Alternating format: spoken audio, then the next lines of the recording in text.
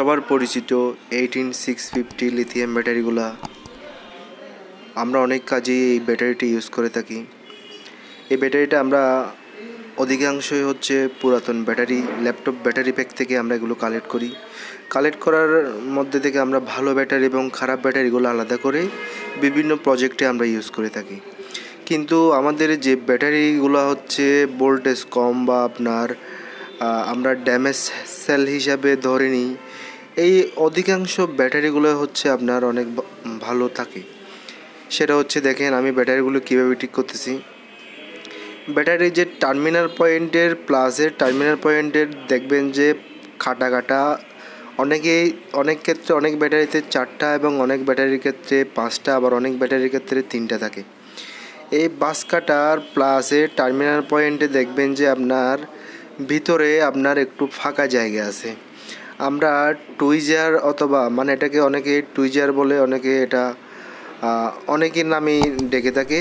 কিন্তু আপনারা ছোট শক্ত জাতীয় কোনো কিছু নিয়ে প্লাস আপনার ব্যাটারির প্লাসের ওইখানে যে কাটা অংশ আছে ওইখানে কিছু দিয়ে একটু চেপে দিবেন, কারণ ওইখানে ব্যাটারির ওই খালি জায়গার মধ্যে হচ্ছে আপনার প্লাস টার্মিনালটার মেন পয়েন্টটা ওইখানে। এটা হচ্ছে আপনার অনেক সময় ব্যাটারির ভিতরে বাতাস এবং ওইখানে হচ্ছে লিকুইড টাইপের একটা জিনিস থাকে, যে থেকে আপনার গ্যাস সৃষ্টি হয়। ব্যাটারিতে চার্জ হলে বা ওভার চার্জ হলে একটা গ্যাস সৃষ্টি হয়, যার কারণে গ্যাসের কারণে ব্যাটারিটা একটু ফুলে মেন টার্মিনালটার ওই উপরের অংশটা ভিতরে গ্যাস জমার কারণে টার্মিনালটা ডিসকানেক্ট হয়ে যায় বা লস কন্ট্যাক্ট হয়ে যায়, যার জন্য ব্যাটারিগুলো আপনার ভোল্টেজ শো করে না। আপনার কোনো কাজ ইউজ করলে দেখা যায় যে প্রবলেম করতেছে। আপনারা ঠিক সেম আমি যেভাবে করতেছি ওইভাবে আপনার খুব সতর্কতার সাথে করতে হবে, যাতে ওইখানে আপনার প্লাস এবং মাইনাস খুব কাছাকাছি। কিন্তু এটা যদি কোনো কারণে ভুলবশত যদি লেগে যায় তাহলে শর্ট সার্কিট হওয়ার সম্ভাবনা থাকে।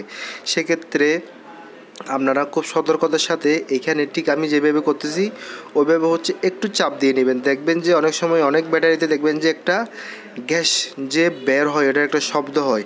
আর ব্যাটারির গ্যাস বের হওয়ার পর এক ধরনের একটা লিকুইডের গন্ধ পাবেন। এটা অনেকেই জানেন, অনেকেই জানেন না। দেখবেন যে গ্যাস বের হওয়ার পর ওইখান থেকে হয়তো বা কোনো লিকুইড আস্তে আস্তে বের হচ্ছে। আপনারা এটা খালি হাতে ধরবেন না, ওই লিকুইডগুলা এটা হচ্ছে আপনার অ্যাসিড টাইপের, এটা শরীরের জন্য অনেক মারাত্মক ক্ষতি হতে পারে। এর জন্য আপনারা এটা একটু সাবধানের সহিতে হাতে গ্লাভস দিয়ে জিনিসটা যদি বা হাতে লাগে এর জন্য গ্লাভস ইউজ করবেন। আর লিকুইডটা হচ্ছে যাতে একটু দূরে, আপনারা হচ্ছে মুখের একটু দূরে নেবেন, কারণ গ্যাসটা বের হওয়ার সময় অনেক জোরে বের হয় অনেক ব্যাটারিতে, যেটা আপনার চোখে মুখে লাগতে পারে। এর জন্য একটু সতর্কতার সহিত জিনিসটা দেখবেন। এই দেখেন আমার নষ্ট সেলটা আমি কীভাবে ঠিক করছি দেখেন।